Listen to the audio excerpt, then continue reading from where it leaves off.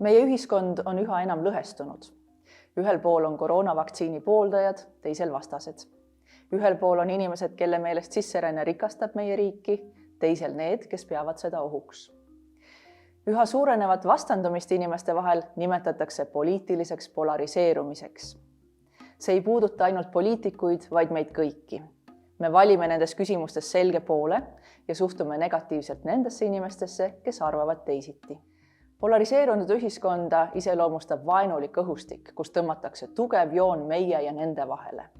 Oma oponente nähakse kui vaenlasi, arutelud muutuvad lahinguväljaks. Faktid kaotavad järjest enam kaalu ja oma poole sõnumeid toetatakse kriitikavabalt. Selle asemel, et oma seisukohti sisuliselt selgitada, rünnatakse teist poolt isiklikult. Poliitilist polariseerumist toidab ka sotsiaalmeedia. Sotsiaalmeedia algoritmide loogika on lihtne. Mida emotsionaalsem sisu, seda rohkem tähelepanu see saab. Mida rohkem sa oma vastastpoolt ründad, mida vihasemat keelt kasutad, seda rohkem vaatamisi, jagamisi ja laike. Nii ei kaldugi inimesed oma seisukohti enam neutraalselt väljendama, sest see ei köida tähelepanu. Miks poliitiline polariseerumine aga probleem on? Teatav debatt on ühiskonnas ju alati olnud ja selle olemasolu on vajalik. Kui aga polariseerumine kasvab liiga suureks, siis on see demokraatiale ohtlik.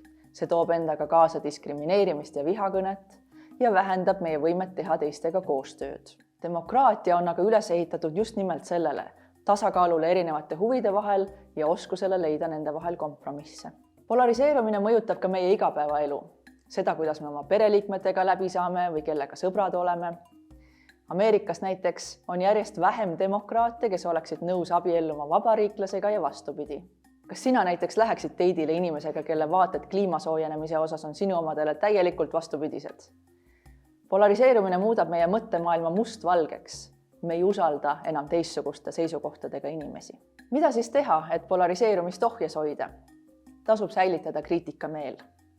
Ole kindel, et sa tead, kuidas teha vahet kvaliteetsetel ja valeuudistel. Saa oma info usaldusväärsetest allikatest. Oska ära tunda teaduspõhised argumendid. Hoidu debatist, mis kütab ainult kirgi, aga kus puudub faktidel põhinev arutelu.